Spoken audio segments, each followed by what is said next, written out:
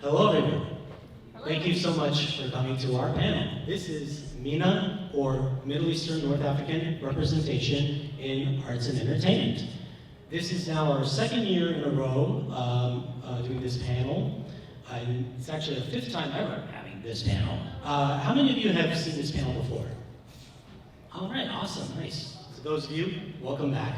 To those of you who have never been to this panel, this is a discussion where we talk about, highlight, and celebrate the importance of Middle Eastern and North African representation in all forms of Western media, whether it be film, television, writing, animation, comedy, music, theater, podcasting, video games, whatever it may be. And that's what we have, that's what we're going to be talking about today. Now, I'll be your moderator. My name is Paul Zachariah. My pronouns are he, him. I am an actor, writer, and director based in Los Angeles. I've been in productions for BuzzFeed and 48 Hour Film Project. I was on a web show called Mr. Stu Body President. I wrote and directed an award-winning short film called Last Call. And my background is Iraqi, Egyptian, and Palestinian. Now, I feel very fortunate, not only that I get to do this panel here, but also the fact that I get to share the stage with all of these amazing, talented, smart, funny, creative fellow MENA artists and entertainers. So I just want to acknowledge them for a minute, and let's give them a round of applause, okay? These guys are doing so much, doing so much for representation and for their work and for their art, and now I'm gonna let them introduce themselves. First we have. Hi, I'm Modares, Ghasiri. I'm a multi-hyphenate writer, actor, producer, singer, whatever, everything. I am not familiar with my resume anymore because during the strikes we wouldn't talk about our credits. But I've been in just different film and TV shows. I played a trans veteran in a movie produced by Sylvester Stallone. I worked with Danny Pudi in a film. I've gone back into musical theater as my voice was settled in my transition, so I just did First Date and Cannibal the Musical, if you're a South Park fan. I'm in the middle of post-production for a series, and I'm writing and just trying to survive. So that is me. My pronouns are he, him, and I am Persian. And also white, but that's my mom. We can't blame her. It's not her fault. Hi, my name is Jasmin, and if you're Middle Eastern, it's pronounced Jasmin. I am a content creator, cosplayer, host, streamer, gamer. I've worked and collaborated with companies such as Disney, Marvel, Viz Media.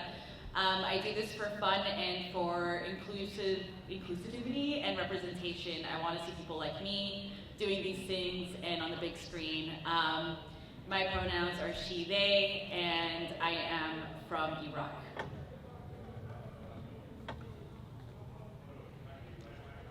My name is Kaveh Taherian. I'm he, him. You guys might know me from a podcast that I have, which is why they didn't put the mic in front of me when it sat there. I'm also a cartoonist, writer, illustrator. I worked in film for about 10 years. I still kind of do. My family's from Iran. Woo. Hi, my name is Fatemi. I'm a stand-up comedian, actress, producer. I've also worked in post. I've been in some commercials for prescription Gooder sunglasses, Lube Life. I've performed all over Los Angeles, Comedy Store, Laugh Factory, Hollywood, Improv, and my next upcoming show is actually in Austin, Texas. I was the roast battle champion, and I've been on NBC Persia, and my family is from Iran. Oh, and my pronouns are that bitch. Yeah.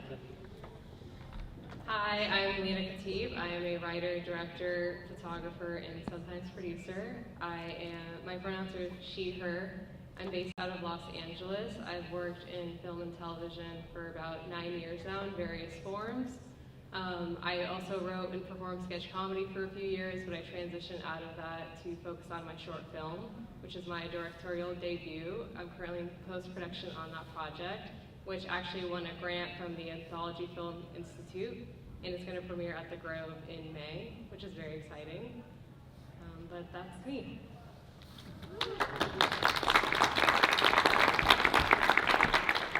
Thank you guys so much. By the way, do we have any MENA folks here in the audience? Oh, nice, nice. Shout out, where are you from?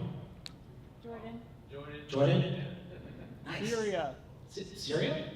Nice, awesome. Thank you guys so much for being here. And so, And thank you to the allies who showed up. yes, thank you guys. Yes. You guys are gonna learn a lot tonight. But yeah, so, as I've said before, when I started this panel, I started it during a time when I was, thinking about when it comes to the term representation matters, which I believe in 100%, I've often felt like that my people, our people, have been often left out of that conversation and not talked about enough in the way that many other underrepresented groups have been.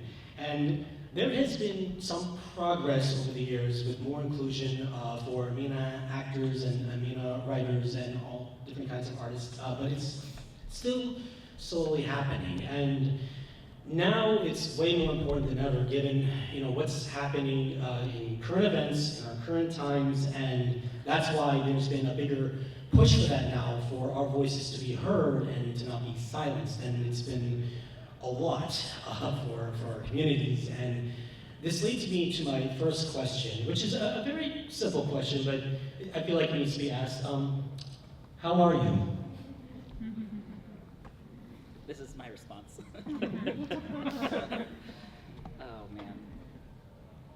I can go. I forgot to mention that I'm also Palestinian, so current events are very relevant for me and my people.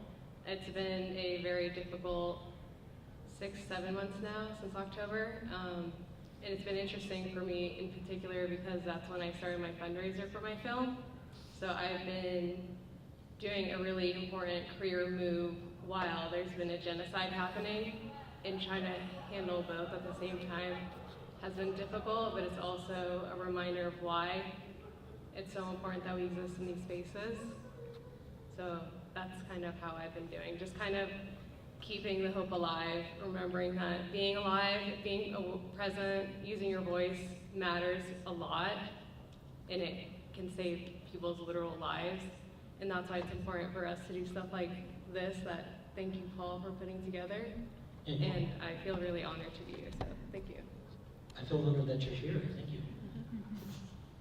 Yeah, it's been interesting just because when 9/11 happened, which I think we all have our version of how that affected our lives quite drastically. I was a kid, I was female presenting, and I looked whiter. I don't know, my testosterone was like, oh, you're Middle Eastern, huh? It's really brought out the fur. But, I think it's something where it's really interesting that, whenever you're in an airport, you're always worried when you're Middle Eastern, right? Now that's kind of everywhere. And this is the first time existing as now as presenting as a Middle Eastern man to be on the side of being viewed as a threat. And where people are the second everything happened with Palestine, was it Ron DeSantis? I don't even know. Who cares what his name is? The fucking idiot from Florida. He immediately banned Iranian businesses and immediately put memorandums on Iranian-based businesses. I'm like, no one even dropped our name yet. We'll get brought up eventually, but that was the initial response. And just seeing the hate crimes happening for both sides of people, for Jewish people as well. It's happening to people on both sides. Unfortunately, there is a people view sides to it. I'm not a geopoliticist, I'm not gonna get into that, but it's scary. And I think it's one of those things that's interesting with representation. There was quote unquote I guess it was Middle Eastern representation, we were terrorists.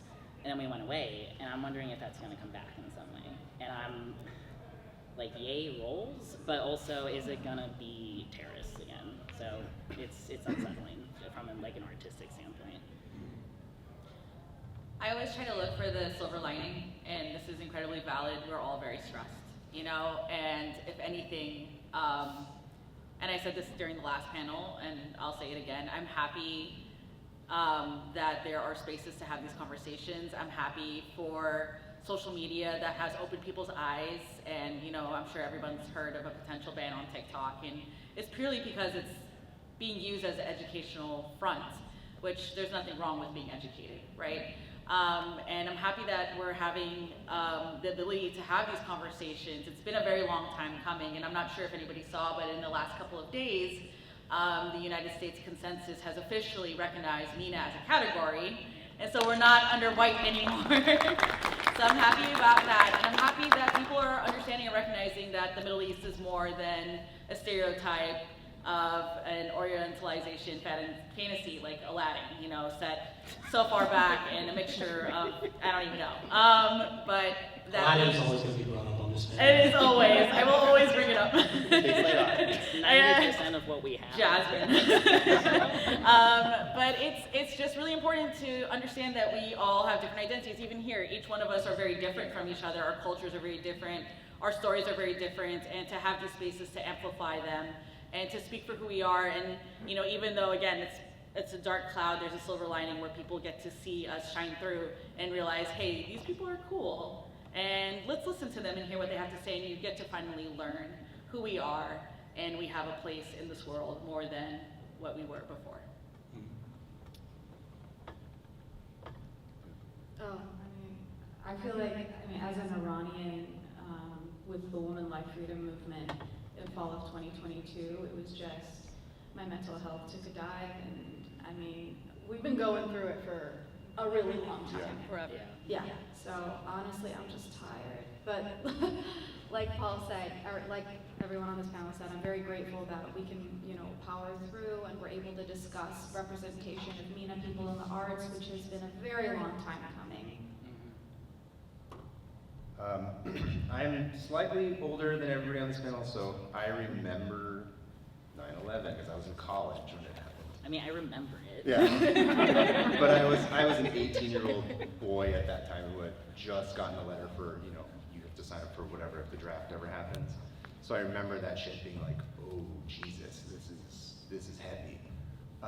But the thing that kind of what you're talking about, like the silver lining, and what's interesting is people now, I'm now old enough where I've seen kids grow up and have been exposed to different viewpoints who are like a lot more open and progressive, and I feel like when I was younger, it was very uncomfortable to talk about where I was from or where my family was from, and it was like something that was subject to ridicule or harassment or being made fun of, which I'm okay with being made fun of as long as it's funny. But now, I feel like younger kids now, like kids under 30, which probably you guys don't think of yourselves as kids, but I do, they're a lot more receptive and they're a lot more interested and they're a lot more educated, and honestly, for me, it's still kind of weird. I'm not used to it. I'm still waiting for the other shoe to drop of like, what's the secret plan that is gonna ruin everything at some point? But I think that's probably the most hopeful thing I can think of, other than, as you said, being miserable and exhausted and angry all the time, but that's just how I am. Yeah. Well, you also realize that it's just not creative. Like, a lot of these insults and stereotypes are just so done. It's like, can you guys come up with something more interesting? Yeah. Like, I thought we were creative. Do your research when you're gonna make fun of us. Yeah. Thank you guys. Yeah, it's definitely a difficult time right now, and something I've been noticing a lot more of is like you guys are talking about like censorship and like on social media, like with TikTok, and also just silencing people who say certain things, which it's like no, these are the right things. It's like these kinds of things are not okay, like with what's going on over there, and it's been happening to especially people who work in the arts and work in entertainment, where they're losing out on opportunities, and that's not okay to me, because it's like if these people who aren't even MENA can lose out on stuff, then people who are MENA can lose out on stuff, and that's why we were talking about this before the panel. It's like now like the stakes are even higher for increasing our voices and doing more for representation, but also just building more communities for people like us. And one thing that I really liked seeing was back during the times of the Hollywood strikes, they would do these themed days for different kinds of people with different interests or like different backgrounds, and they did a Middle Eastern writers and actors meet up on a few of these days. And I remember going to these days and meeting, that's actually where I met Lina, over there. So, and I remember going to them and I'm just like, oh my God, where have you guys all been during my career? So it's great that these are starting to pop up now, and I'm like, okay, great, we can have more of this, and also whether they're Arab or Persian or whatever, it's just more from that region is great for me to see. And so this leads me to my next question, which you guys are like, what are some more things that could be done in terms for not just stronger MENA representation, but also just building stronger MENA communities in these fields? Well, I think maybe just, if you're going to take a MENA story, honor it, you know? I think Dune has been coming out under a lot of criticism lately because apparently the second book has a lot of MENA influences and MENA characters, and they didn't do anything with it. And I feel like I see that a lot in like the queer like art as well, where like there's no queer actors cast, there's no queer writers, and you're taking our stories and you're making a profit off of it. Because here's the thing, this is still an industry, and when we talk about equality, we're really talking about equity, which is different. People need to be able to make a living and just survive, because on top of all the feelings we have as just MENA people and the diaspora, we're also like people trying to like make money under this oppressive capitalist system and trying to be artists, which is probably the worst way to try to survive this system. And so I think it's that thing where if you're, at the very least, if you're gonna tell our stories, just like involve some of us, I would say that's like one start, but then also tell our stories and tell them properly. But that's the catch though, is like they that I'm talking about are like cishet white men, basically. They can't tell it, we have to tell it. So we need to be in those spaces, we need to be in those rooms and having these conversations and making these decisions. And that goes for any like underrepresented voice. That's the reason why it's called underrepresented. There's no representation, or there's a limited amount. And we focus so much on in front of the camera that we need to also look behind the camera, because it's like, I don't want to use the term trickle down because of Reagan, but it trickles down. I don't know if I answered this. I took an out of office day, so I didn't take my Adderall, so this might have been all over the place. So you just kind of have to make that room and have that moment with the companies you work with the people that follow you, and use your platforms to educate and make that room and make yourself known, because there's not going to ever be room if you don't ever speak for yourself, right? So we have to do that for ourselves and for the future generations to come. Yeah, I know companies have reached out to me right now, absolutely, but You reach out to them. I guess I could. I tend to think of it more on like a personal level. So, you know, I tend to be somewhat extroverted, and I talk to a lot of people, and I know this person and that person, and you're like, hey, I wonder if this person knows this person. I have a couple of friends here in the audience who were kind enough to come that I was happy to introduce to each other, who were both MENA people, and they had not known each other before, and I feel like that's like a small little microcosm of kind of what you gotta do. You got a friend here, you got a friend here, they should know each other. Maybe something will come from it professionally or creatively, maybe it won't, but those are the little strings that you gotta tie together to make like a nice tight web. And you know, if you can extend that and make it something that's a little bit more formal, whether it's an organization or a group or like a monthly meetup or a weekly meetup, whatever, it doesn't really matter. I think even two people connecting, and if you're able to make that happen, that's something meaningful, because you don't know what's going to come from it. Having a community is very, very important. I know, especially with Middle Eastern people, especially in comedy, there is this fear in the back of your mind that there can only be one. There can only be one Iranian female comic, or Middle Eastern, Syrian male comic, and we sometimes with diversity, it does feel like we fall into this trap of tokenism, where it's like, okay, we've got one, the rest of you shut up. And sometimes it feels like from our own community, we're fighting for that token spot. But in reality, so Rami Youssef, you guys know Rami from the show Rami, love that guy. He recently did a promo for SNL, which he's hosting Saturday, and in it he talks about, hey, I'm the first Arab American, and they're like, no, actually. He's like, I'm the first, whatever. This is something Rami says a lot. It doesn't matter who's first, it matters that there's room for all of us. And so when you support another MENA person's work, you are empowering the community. You're just making more space for everybody. We're stronger together. I think for me, and I feel pretty radical saying this, but I'm not interested in a seat at that table anymore. I'm interested in building my own table and making that table so much more fun that they're actually wanting to be at my table. And I think I achieved that on set of my film. Everyone that was involved had a great time. They loved it. They want to work with me again. And that was a moment that I'm very proud of. Because kind of like Sarah said, like they act like there's only room for one. Why? So that they can divide us, so that we don't build together as a community and outpower them, because we would. And also, Paul, what your panel is a part of what is building, I think, towards this. Like, I've gotten to meet so many MENA artists and other creatives and other people on past panels that like want to work and build stuff together. So you're a part of it too. You're doing it. Oh. Yeah, these are the only 5 MENA people that are not related to me that I hang out with. We're gonna get you out more. Well, thank you guys. Yeah, I mean, part of the reason why I started this panel was to kind of help build this community. I feel like I've been like I haven't really found much ever since like first moving to LA, which was almost going to be a decade ago.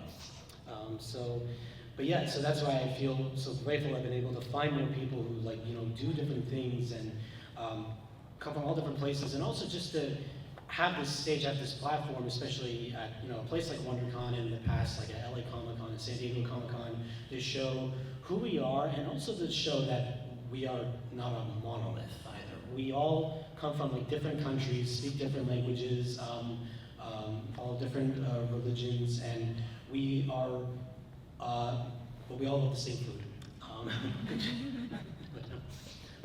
But yeah, so that's why I wanted to do this, and especially now, like I said, more progress has been made, over the years with seeing different kinds of people, and different kinds of characters in all different forms of media. And I remember I was thinking about this a few months ago. I was thinking about the Marvel Cinematic Universe, and I was thinking how the first Marvel Cinematic Universe film, Iron Man, the first villains we see in that are a Taliban-esque group, the Ten Rings, and that was very like end of the Bush years kind of villain that you would see. And then we jump to the Marvels, where you see characters praying in Arabic, hopefully that they get to safety, get out of there. And I was just like, wow, we've come a long way, and that's just like one example. And so my next question. And then after this question, I'd like to open up to a Q&A if anybody has any questions right over here at this mic. So my next question is, what's like an example of something in media, any form of media that is MENA related that had like a positive impact on you?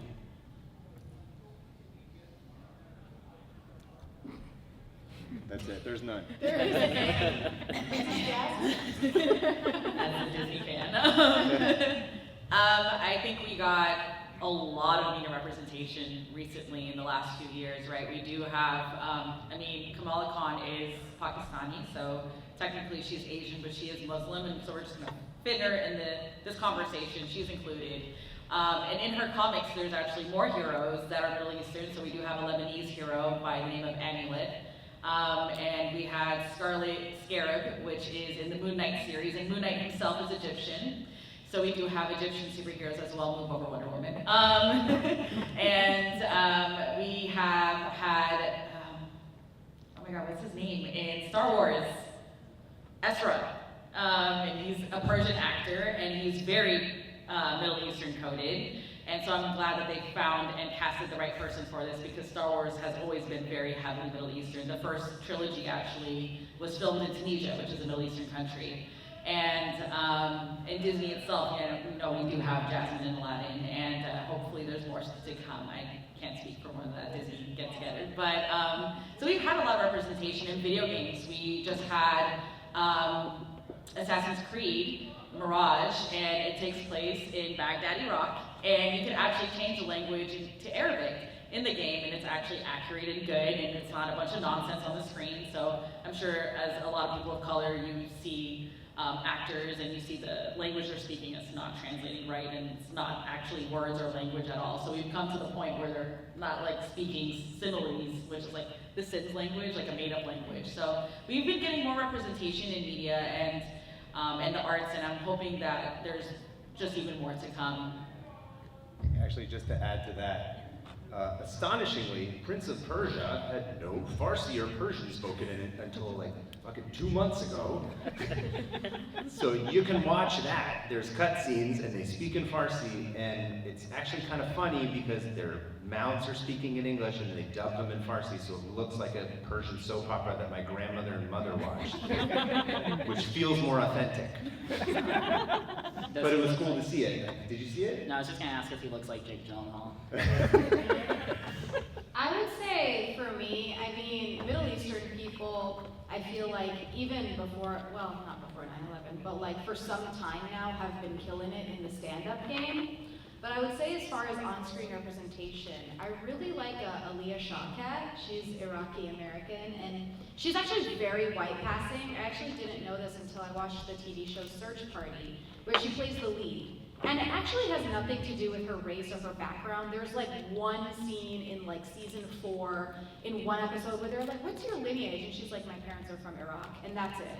But it's also kind of cool to see that there are different pockets. So it's like some of our stories can be about, you know, completely our background. Some of them can just kind of have little sprinkles of what it's like to have our cultural background. And some of them, well, we just happen to be regular people who happen to be of this background. And so it's cool that now, especially with social media, there's that expansion of space.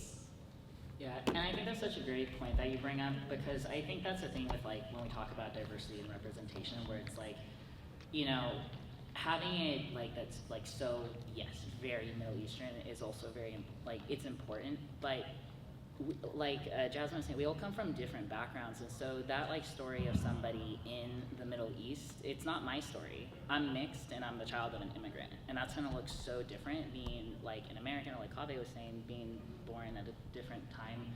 Not to make you sound old. Being of a different Back in the generation. 20th century. I swear I'm not Gen Z, guys. I'm a millennial. So I think it's so important, and something, I think I remember like the vague vibe of the question you asked, but I saw the Persian version, which is an indie film that came out, and it was, because I was thinking as a kid, like, yes, there's Aladdin, even The Mummy, which we won't talk about, but it was like fun to be Middle Eastern, but there was never a moment specifically where I saw something where I'm like, I'm proud to be Persian. Like, I didn't see that on screen.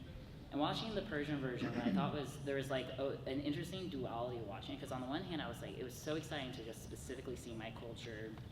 The lead is like queer and it's her story, but it does like deviate into like a multi-generational story. In part, and like, I don't know the director, but part of me felt was like, it felt like, is this her one chance to tell like every story?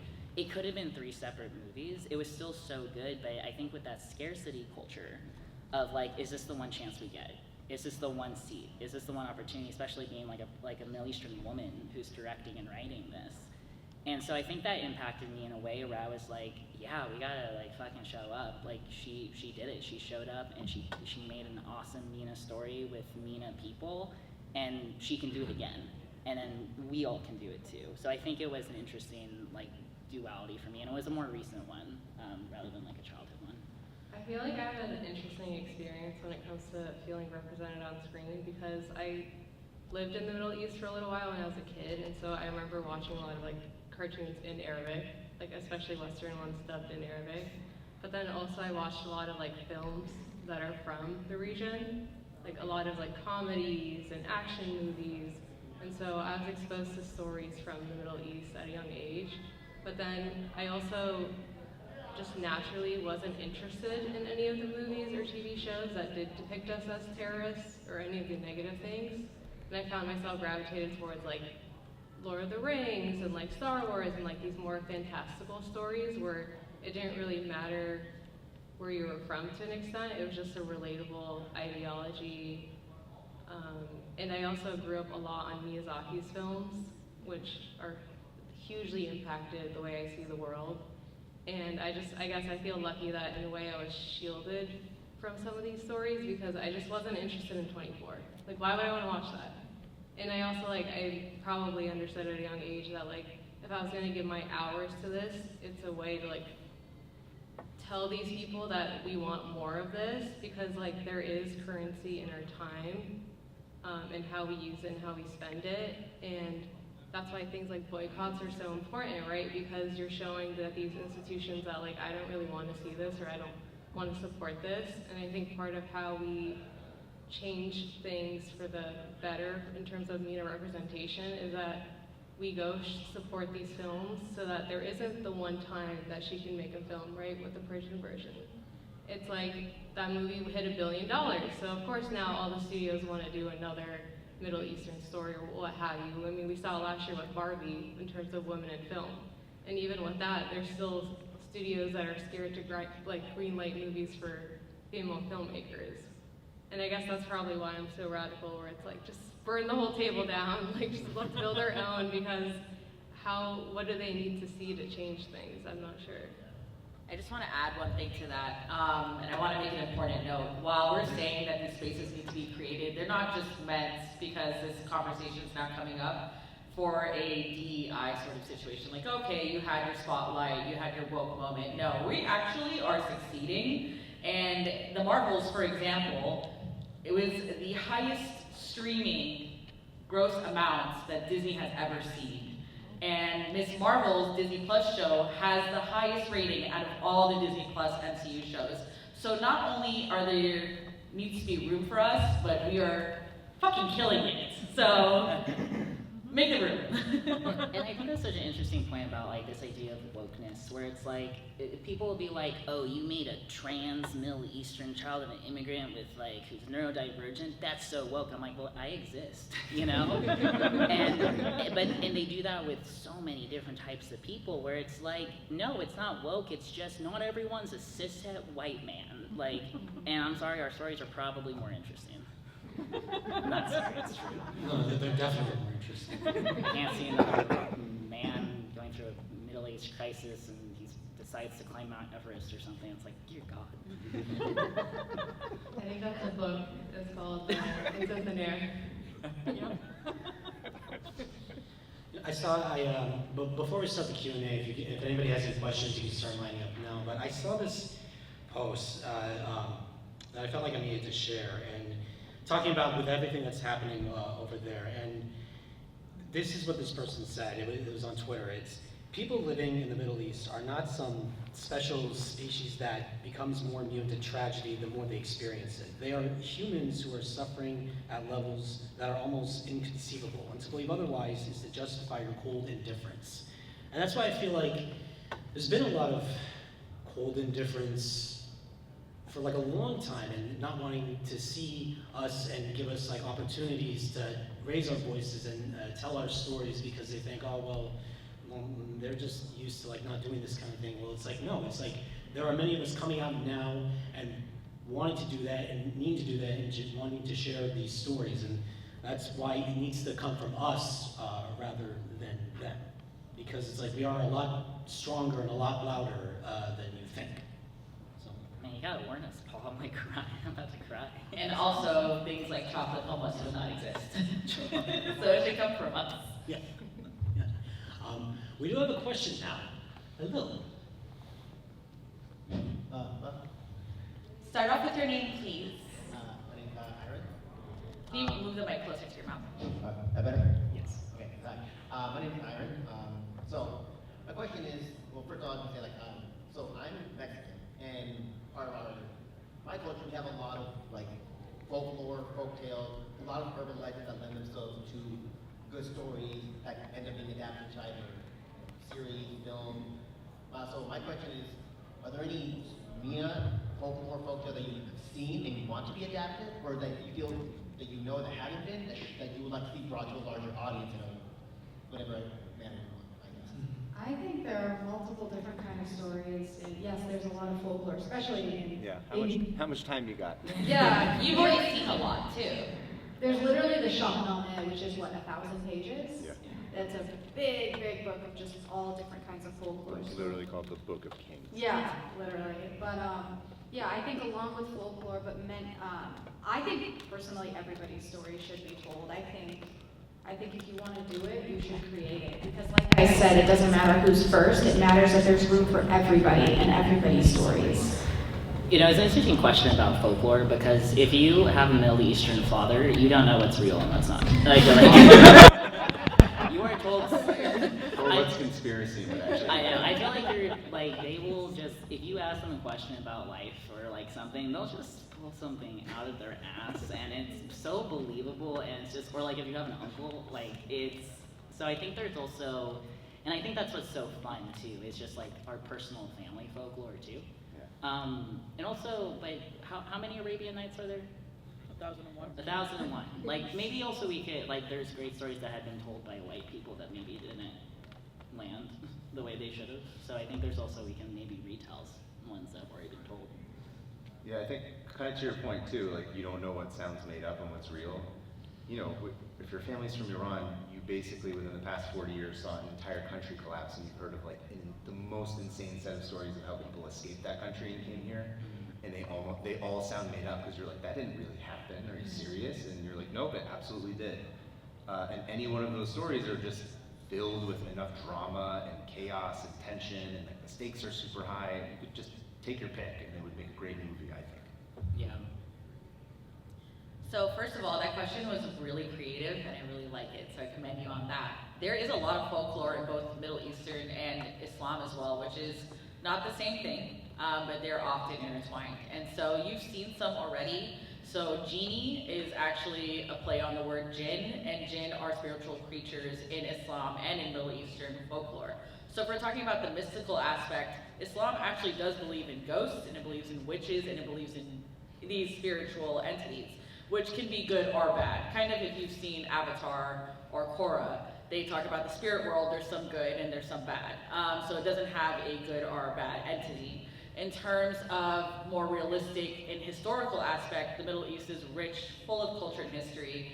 And so there's a lot of tales that you would have seen and heard. And again, to talk about Assassin's Creed, it's like a historical deep dive into that I would definitely look into because they take a lot of inspiration from that as well. But things like this would make things happen, right? To have these rooms and spaces to discuss it. But thank you for that question. It was really good.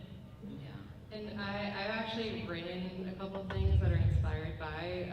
I did like a UCLA TV writing program during COVID lockdown, and I had to write a spec script, and I chose Lovecraft Country because I was obsessed with the show when it came out. I loved how it took race relations and used like, you know, fantastical elements to talk about it. And I wrote a spec for an episode of D where she actually does find a djinn that looks like her mother. And so I am already doing that with my writing. Yeah, and I think also off your point too, like history.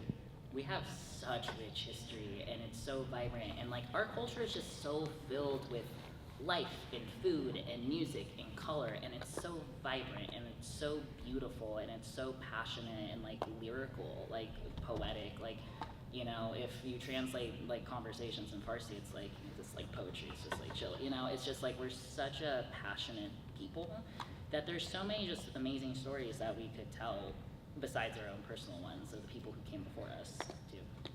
Just a quick example. My name is Kaveh, which comes from the Shahnameh, the book that Sarah was referring to. That's based on a story about a blacksmith who lives under the rule of a king who has 2 snakes that grow out of his shoulders and eat brains. And he is murdering people left and right in order to eat their brains in order to survive. And he brings Kaveh the blacksmith to his council, and he says, you need to tell everybody that I'm the greatest king in the world. And he says, hell no, I'm gonna overthrow you. So he takes his apron, which is the logo that is associated with my name, and he uses that as a flag that he throws up in the air and starts a revolution and overthrows the corrupt king and murders him. Very dramatic, as you like to say. Yes, and that is the history of the Iranian Revolution. Imagine knowing that at 3 years old. When you go to school with a bunch of kids. That's factual, right? Factual history. It's a documentary, actually. That's what I love about this panel. You learn something new each time. That's amazing. Hi, Srijit.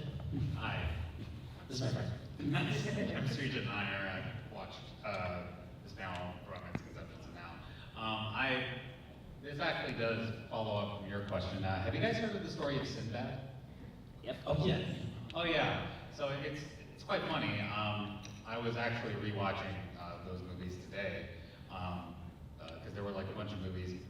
There was a trilogy of movies made about him back in the '60s by Ray Harryhausen, who was like my favorite stop motion animator. And only today was I finally kind of noticing like, yeah, this is not great because it's the '60s, of course. It's not real Middle Eastern actors. It's white people wearing brownface, of course. And there's a lot of things that I know it got wrong, but I mean, I still became aware of that story through those movies. I got inspired to research them through those movies, and quite unfortunately, I am not noticing another more accurate Sinbad movie on the horizon. But do you ever like look at those movies and kind of think like, okay, this is totally wrong, but I can still refer to these as some source of inspiration? Does that ever like affect you in any kind of way, or do you just prefer to be like, no, this is completely wrong, I don't want to like even look at it? Yeah, I think it's inspiring and that pisses me off. Like, I get fired up. I was watching, I think it was, I recently had a hysterectomy, so I was recovering, so yay for trans healthcare while we still have it. And I was just like, I'm gonna throw on a movie. Let's something fun. I put on Inkheart, Brendan Fraser in his heyday. He jumps into a book, he's in a magical world. They had some white dude in brownface playing the most stereotypical like Arab character from like, I think it might have been 1001 Nights. Like he's like, I don't want to go back. It's so violent. It's terrible. Doing an awful accent, and I'm just sitting there trying to recover, like enjoying like Y2K Brendan Fraser, and that it just hits you in the face so hard. I mean, that's how I felt when I watched was it 300? God. And all my white friends loved it. I'm like, do you see how I tried to watch it with my dad, we had to shut it off. It was disgusting the way that we were portrayed. And it's just one of those things where it is inspiring because I want to like fix that and I want to redo it. I want like, yeah, let's have someone, a MENA kid jump into like the book and relive it and have that amazing thing without it being, I'm not gonna like get too fired up, but that's what this panel is for. So in a way, yes, it inspires me at least because I'm mad and tired. I'm more mad than I am showing it. Broken record, but Aladdin. The animated series came out when I was a child, so I mean, I did not know better. But when the live action came out, oh boy, was I mad. And I'm sorry for my Persian friends, but Jasmin is, there's a big difference between Arab and Persian, and they just did this, again, this orientalistic mess of just combining a bunch of different cultures, and each one of these cultures absolutely deserve their own representation and not deserve to be mashed. So I took a stand and I never watched the live action Aladdin, but the animated one has a soft spot in my heart. And I'm hoping in the future that they could do better and that we do get that representation, because Persian storytelling has a surplus of beautiful fairy tales, and they need that love and that representation, and so do Desi princesses. If the Indian and Pakistani need that love, and so do Middle Eastern. And so for that, it's something that I hope that in the future they'll rework and give us another live action, like they've done for like 3 different Snow Whites and Cinderellas, so we'll see.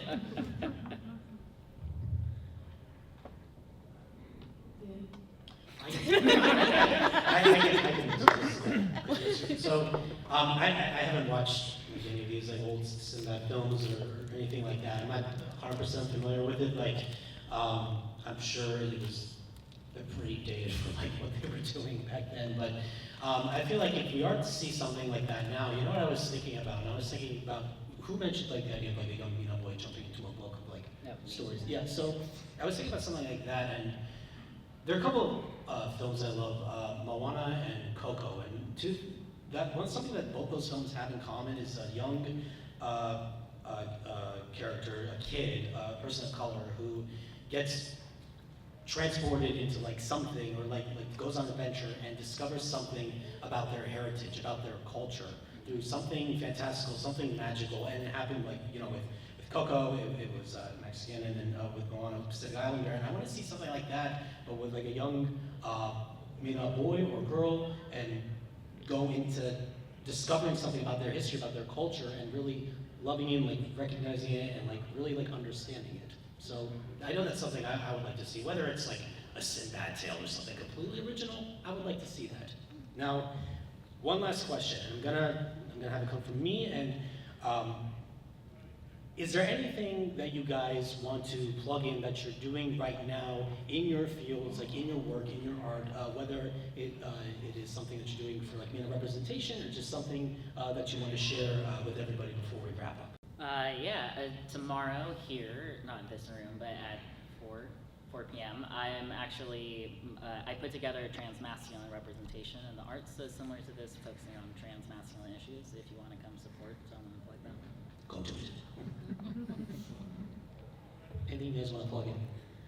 I'm just a content creator, so feel free to follow my content. Like I said, it's the holy month of Ramadan, so I'm trying to include that in my daily content.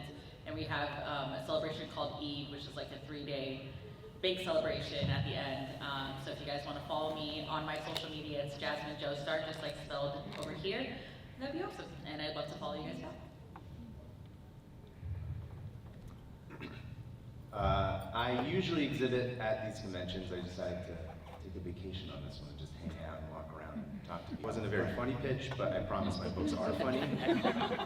Additionally, I did used to host a podcast called Musical Splitting, which I know some people here used to listen to. I have started a new podcast. It's called 500 Open Tabs.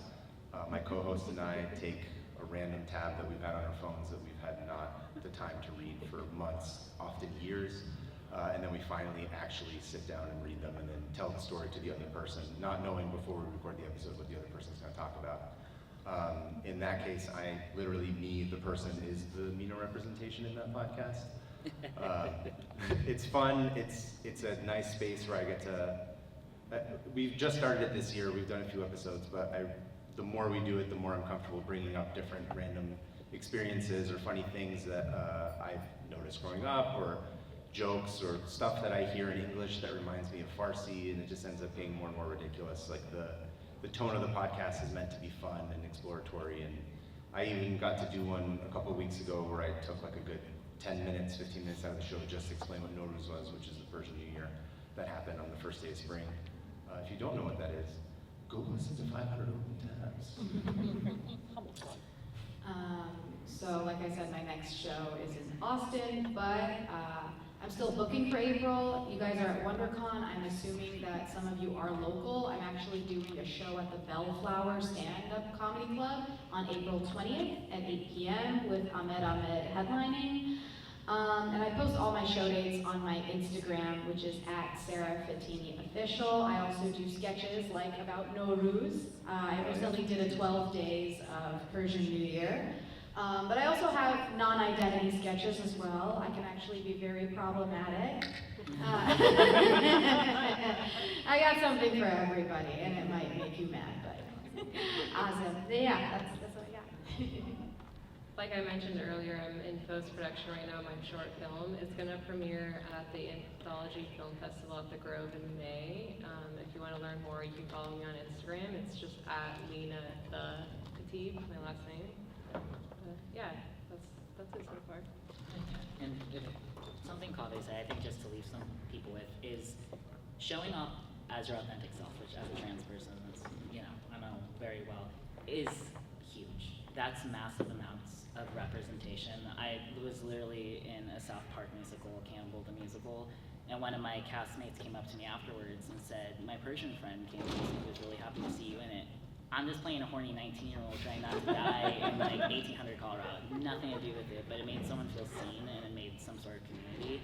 And also, if you don't want to put yourself out there, that's okay too, but showing up as your authentic self in your everyday life can affect the people around you, and that's extremely powerful, and you have that power and no one can take it away from you. Yeah. Can I tell one story that I just remembered that I was going to tell? No, okay. I'll tell it afterwards. She's doing the thing. Yeah. So guys, so that wraps it up, and you can follow me on Hollywood Forever. I'm posting about film and cosplay stuff as well. Guys, thank you so much for coming to this panel. We really appreciate it. One more big round of applause for our panelists. Big round of applause for you guys, and also thank you to Gamal over here for shooting our panel. It's going to be on YouTube. Thank you very much. Have a great rest of your time here at WonderCon.